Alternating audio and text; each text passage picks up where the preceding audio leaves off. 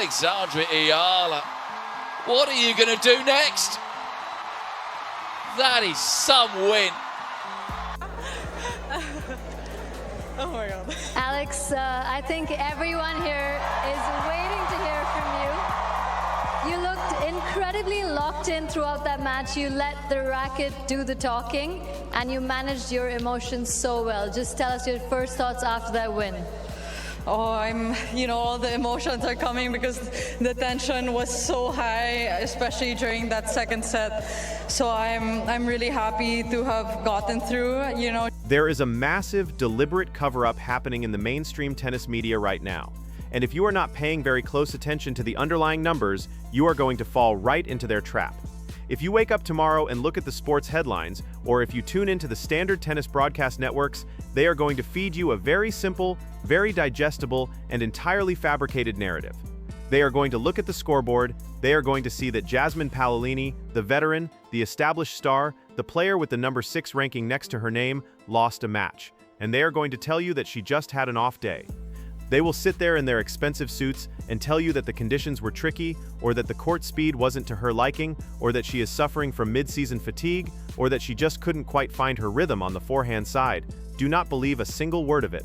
I am looking at a stat sheet right now, straight from center court, that tells a completely different, frankly terrifying story about the immediate future of the Women's Tennis Association. I need you to stop whatever you are doing. Stop scrolling. Put your phone down and pay very, very close attention to what just transpired on that court. Because Alexandra EALA didn't just pull off a lucky upset. She didn't just catch a top-tier player sleeping. She just executed a tactical, psychological, and mathematical masterclass that broke a top 10 player in half, and she did it while hiding a fatal flaw in her own game that should have guaranteed her absolute destruction. To truly understand why this specific match is sending absolute shockwaves through the locker room right now, and why coaches of top 10 players are scrambling to review the tapes, you have to realize the sheer magnitude of what happened in the very first set. Jasmine Paolini is not some unseeded wildcard who got lucky with a draw. She is an elite, battle-tested veteran who has earned her spot at the top of the tennis food chain. She knows how to navigate pressure, she knows how to manage her energy, and she knows how to construct points. You do not beat a player of that caliber 6-1. Let me repeat that, because it is the foundation of this entire breakdown. You do not win a set 6-1 against the number 6 player in the world unless something has gone catastrophically wrong with their game plan. That scoreline is an absolute anomaly. It is quite frankly a professional embarrassment for a high-seeded player. It means that you were completely, utterly run off the court before you even had the necessary time to tie your shoes, warm up your shoulders, and figure out what your opponent was doing to you. It means you were dominated. But the real mystery of this match, the absolute core reason you need to stay locked into this video right now, is hidden incredibly deep in the underlying analytics. Because when you look closely at how Alex EALA actually won this match, taking the first set 6-1 and surviving a brutal second set to win 7-6 with a 7-5 tiebreak, it makes absolutely zero logical or mathematical sense. Alex EALA walked onto center court with a glaring, gaping, fatal flaw in her game today. A flaw so severe, so statistically devastating, that in 99% of professional tennis matches, it guarantees a swift and humiliating loss. Yet somehow, she used that exact flaw to completely mentally destroy a top-tier opponent. For Alexandra EALA. Listen to that noise. Thank you, Jasmine, she says. Paolini gracious as ever in defeat. The former champion is out. Let's start by looking at the illusion. Let's look at Jasmine Paolini's numbers. Because on paper, if you only look at one specific category, you would think she actually served incredibly well. I want to draw your attention to her first serve percentage. Jasmine Paolini landed 74% of her first serves. Let's pause and think about what that actually means in the context of modern women's tennis. If you are putting nearly 3/4 of your first serves into the service box, you are supposed to be in absolute, unquestionable control of the tennis match. You are dictating the pace from the very first strike. You are putting the returner immediately on the defensive, forcing them to hit the ball off balance, scrambling to recover the center of the court. In tennis doctrine, a 74% first serve rate is the holy grail of consistency. It is the metric that coaches dream of. But here is where the absolute genius, the unbelievable tactical audacity of Alex EALA comes into play. EALA looked at that 74% first serve rate coming from the other side of the net, and she completely, utterly disrespected it. Look at Jasmine Paolini's first serve win percentage, 51%. Let that number sink into your brain for a second. 51%. Jasmine Paolini was landing her absolute best shot, her primary weapon, her first serve all day long, but she was losing nearly half of the points when she did. It is fundamentally mind-boggling. How does a professional tennis player land their first serve and immediately lose the point 50% of the time? The answer is violence. The answer is that Alex EALA was returning the tennis ball with absolute, unadulterated violence. She won 30 receiving points in this match compared to Paolini's 23. Alex EALA realized within the first few games that Paolini's first serve was nothing more than an illusion. It was a get-it-in shot. It was empty calories, it had incredible accuracy, it hit the lines, it hit the corners, but it had absolutely no bite. It lacked the heavy topspin, it lacked the penetrating pace, and it lacked the sheer weight necessary to push a player like EALA backward. So what did EALA do? She didn't retreat. She didn't back up to the fence to give herself more time, she did the exact opposite, which is the most terrifying thing you can do to a server. She stepped right up to the baseline. In fact, she likely stepped inside the baseline. She took the ball incredibly early, taking time away from Paolini and immediately put the number 6 player in the world on the dead run. She took Paolini's biggest statistical weapon, her high percentage first serve, and she weaponized it against her. She turned it into her biggest liability. I want you to imagine the psychological devastation of being Jasmine Paolini in that moment. You toss the ball up, you execute your service motion perfectly. You hear the satisfying sound of the ball hitting the sweet spot of your racket. You see the ball land perfectly inside the service box. And less than a second later, the ball is rocketing past you for a clean return winner down the line. It is incredibly demoralizing. It breaks your spirit. You start questioning everything. You start trying to hit the ball harder than you normally do, which leads to unforced errors, which leads to panic. That is exactly what EALA engineered in that 6-1 first set. She systematically stripped Paolini of her primary weapon, not by blocking it back, but by actively attacking it. She's a great opponent, obviously being top 10 and a former champion here, so to be able to compete with her at this level is a great achievement for me, yeah. Let's talk a little bit about that second set. At 5-3, you had a couple match points, and then in the tiebreak again. What was going through your mind to close it out? Yeah, you know, But hold on, because this is where the story gets absolutely crazy. This is the part of the stat sheet that the television commentators completely missed or actively ignored, and it is the exact reason why Alex EALA is a dangerous, terrifying prospect for the rest of the tour going forward. We need to talk about EALA's kryptonite. We need to talk about her second serve. I want you to look very closely at Alex EALA's second serve win percentage in this match. 38%. I am going to say that again because it sounds like a typo. 38%. That is not just a bad day at the office, that is a catastrophic failure of a fundamental tennis stroke.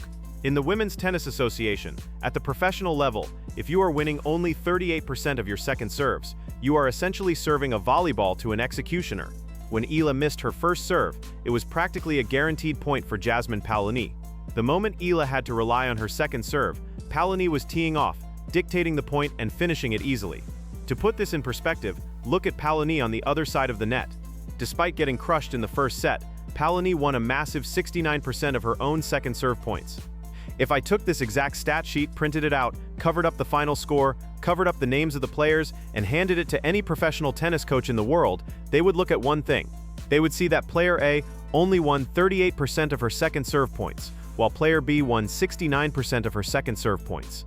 That coach would bet their house, their car, and their life savings that player B won the match easily, probably in straight sets. It is considered almost mathematically impossible to win a straight set match, especially against a top 10 player who is seeded 6th in a major tournament, when you are bleeding points that heavily on your second serve. It is like trying to win a boxing match with one arm tied behind your back while actively punching yourself in the face every third round. It defies the laws of tennis gravity. So how on earth did Alex EALA survive this?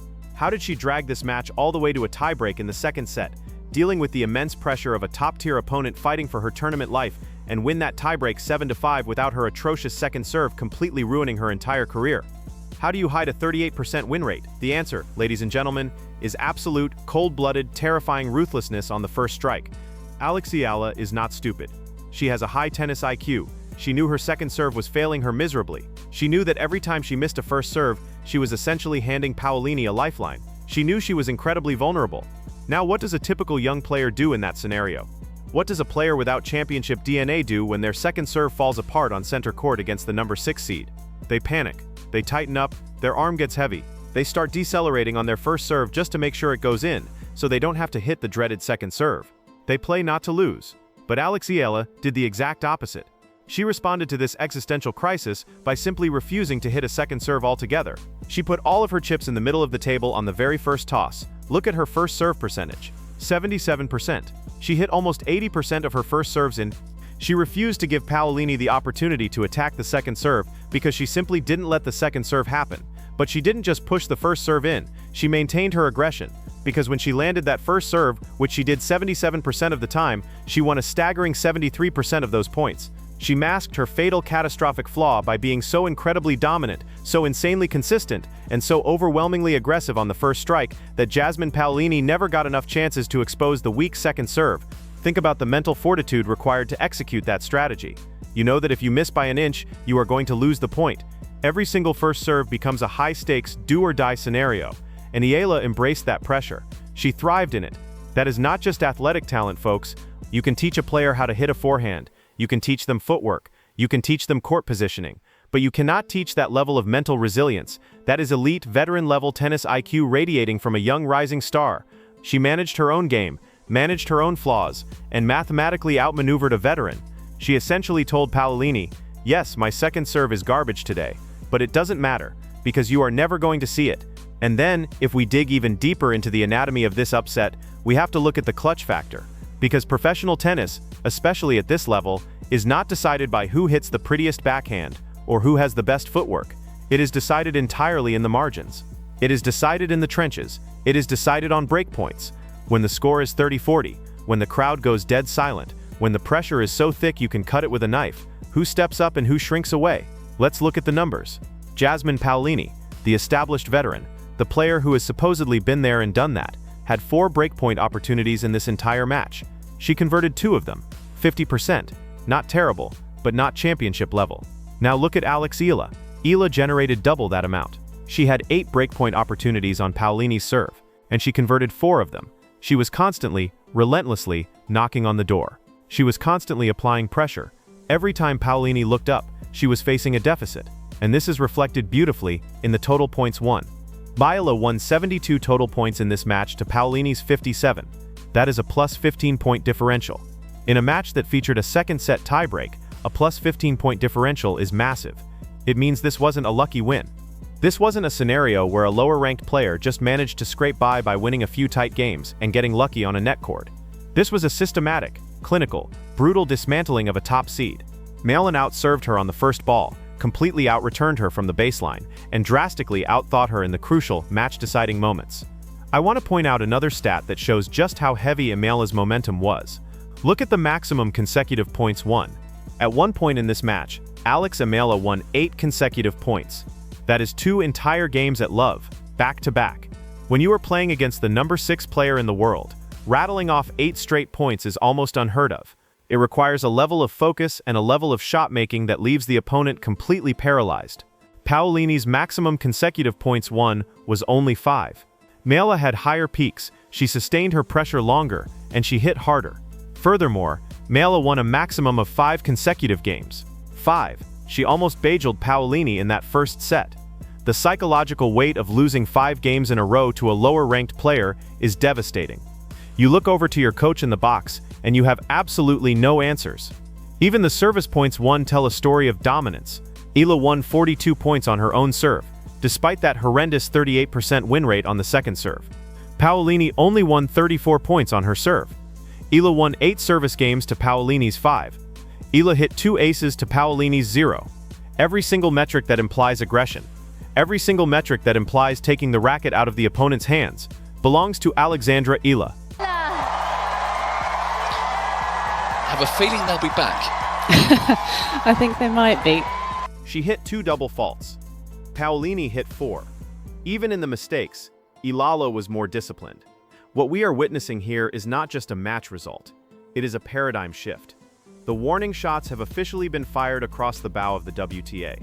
The established hierarchy is no longer safe. The players sitting comfortably in the top 10 need to wake up, because a storm is coming. If EALA can step onto center court, play a match where her second serve completely and utterly abandons her, where she is statistically bleeding points on her second toss, and she can still blow the number 6 seed off the court 6-1 in the first set, and then show the immense mental toughness to close it out in a tight 7-5 tiebreak in the second, the rest of the tour has a massive, unprecedented problem on their hands. She proved today to the entire tennis ecosystem that she doesn't need to play perfect tennis to beat the elite. She doesn't need every tool in her toolbox to be working perfectly. She just needs her mind, her aggressive baseline game, and an absolute refusal to back down. She proved that she can take a top player's best statistical weapon, analyze it in real time, realize it's a fraud, and use it to destroy them. That is the hallmark of a future Grand Slam champion. So the next time you hear the commentators talking about how Jasmine Paolini just had a bad day, or how the wind was blowing the wrong way, I want you to remember this stat sheet. I want you to remember the 38% second serve. I want you to remember the 51% win rate on Paolini's first serve. Because the math doesn't lie, even when the media does. I want to know exactly what you guys think about this absolute masterclass. Is this the definitive breakout moment we have all been waiting for from Alex EALA? Is she ready to make a deep run in a major? Or was Jasmine Paolini just completely, inexplicably out of sync today? How scared should the top 10 players in the world be right now knowing that EALA is coming for their rankings? Drop your thoughts, your theories, and your analysis down in the comments below, because I guarantee you the mainstream sports media is absolutely sleeping on the incredible tactical genius we just witnessed today. If you want to see more of these deep dive, no-nonsense analytical breakdowns where we actually look at the numbers that matter instead of the fluff, you need to hit that like button right now to push this video through the algorithm. Subscribe to the channel so you don't miss a single update on EALA's meteoric rise. Turn on those notifications, and I will see you guys in the absolute next video. Stay sharp.